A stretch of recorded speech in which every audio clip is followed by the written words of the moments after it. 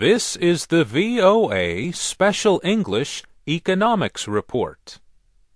A listener in Manaus, Brazil, Luiz Roberto Alves da Costa, has a question about money. He asks why the American dollar is more stable or secure than most currencies in the international monetary system. Stability in the value of a nation's currency depends on foreign exchange markets and economic conditions. The clearest measure of stability is the exchange value of a currency over time. Trading takes place on foreign exchanges around the world. Since 1976, most major economies have used a system of floating exchange rates to value their currency. This means the value of one currency is always changing in relation to others. People who travel pay the spot exchange rate when they have to trade currency.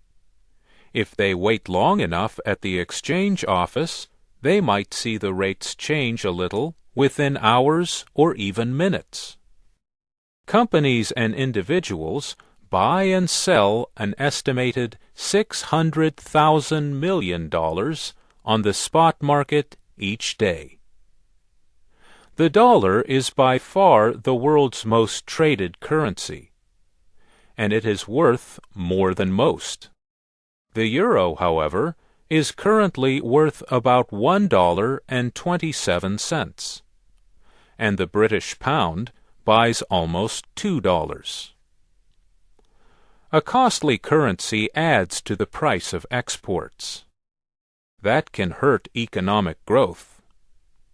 Trade deficits can also grow because a strong currency lowers the cost of imports. Inflation is another influence on the value of money.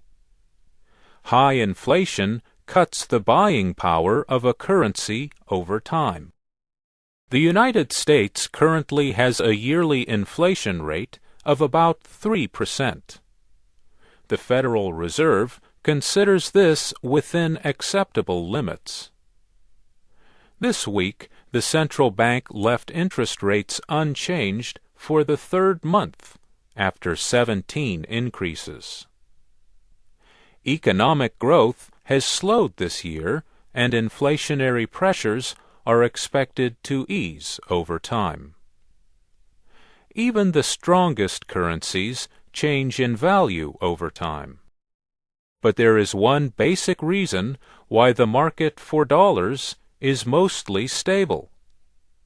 The dollar is the currency of the world's biggest economy, worth $12 million. Larger markets are generally more stable than smaller ones.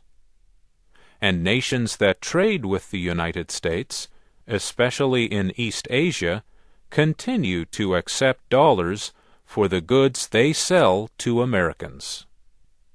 But there are other issues to consider about the dollar and its place in the world, and we will examine these in an upcoming report. And that's the VOA Special English Economics Report. I'm Mario Ritter.